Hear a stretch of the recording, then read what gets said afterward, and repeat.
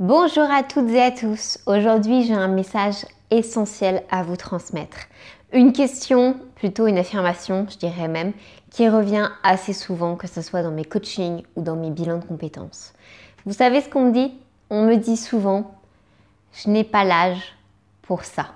C'est trop tard pour moi. Je suis trop jeune pour changer d'emploi. Je n'ai pas assez d'expérience. Ou au contraire, je suis trop âgée. J'ai trop été au niveau de ma carrière sur telle typologie de métier. Je ne peux pas changer. Vous croyez vraiment? Si je vous fais cette vidéo aujourd'hui, c'est parce que je me suis moi-même souvent mis ce type d'injonction et que moi-même je me suis mis des bâtons dans les roues. Et c'est normal, on est dans une société où on n'aime pas vraiment le changement. Et d'ailleurs, souvent, on va mettre les personnes dans des petites cases parce que les petites cases rassurent et parce qu'effectivement, il est plus simple de pouvoir ordonner les personnes selon un métier donné. Donc, on va éviter est-ce que la personne change au bout de tant de temps ou au contraire, une personne qui ne sait pas vraiment ce qu'elle a envie de faire, ça n'est pas très bien vu dans notre structure société également.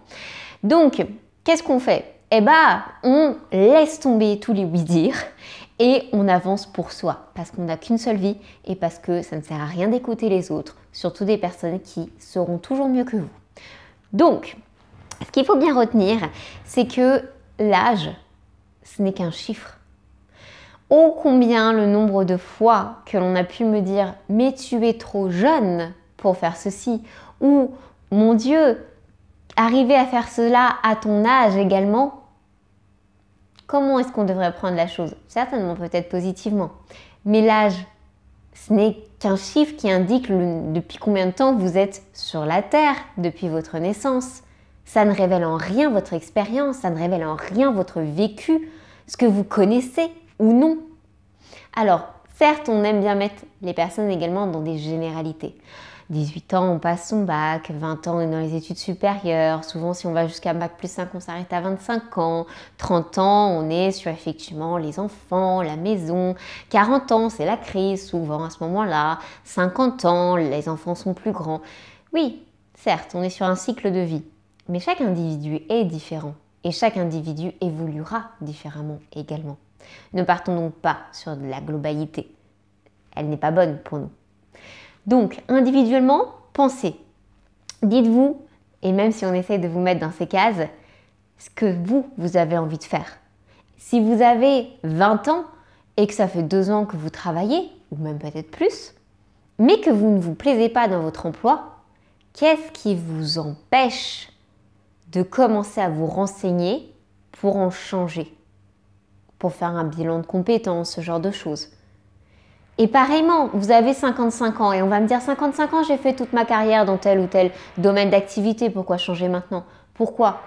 Parce que c'est plus sécuritaire? Parce que vous avez tellement travaillé dans ce domaine, pourquoi en changer maintenant? Bien, ça vous regarde si vous le souhaitez. Mais derrière, si vous n'êtes pas heureux et qu'il vous reste encore 5 ans, voire 10 ans, voire maintenant même encore plus, est-ce que vous allez quand même vraiment tenir 15 ans dans un domaine où vous ne vous plaisez plus, bien que ça fait 30 ans que vous y soyez? Et alors, si vous n'êtes plus satisfait là où vous êtes, vous avez le pouvoir de changer. Alors, je ne dis pas que ça va être simple, je ne dis pas que vous allez retrouver un emploi comme ça, surtout dans la conjoncture dans laquelle on est maintenant. Mais il y a des passerelles, mais il y a des possibilités.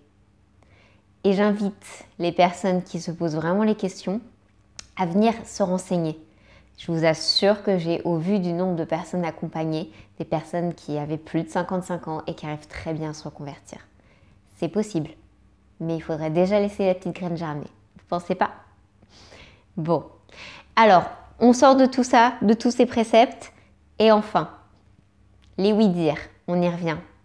Eh bien, argumentez si vous le souhaitez, ou laissez parler. Cela vous regarde, selon votre caractère. Mais sachez que de toute façon, ce n'est jamais de vous dont on parle. On parle de son propre système de pensée. Tu es trop jeune pour faire ça. Tu es trop âgé pour changer. C'est ce que la personne pense d'elle-même, ce que la personne pense de la société, de sa conception des choses. Mais ce n'est pas forcément de vous, personnellement, qu'elle parle. Est-ce que vous comprenez ce que je veux dire? J'espère. En tout cas, je pense qu'il était nécessaire effectivement de faire cette vidéo pour éclater un petit peu les croyances limitantes qu'on peut avoir envers le monde, envers nos proches, envers autrui. Laissons un petit peu les gens aller là où ils ont envie d'aller et surtout arrêtons de les catalyser et de les mettre vraiment dans les petites cases. On éclate tout ça. Allez, je vous souhaite une très bonne fin de journée et je vous dis à bientôt.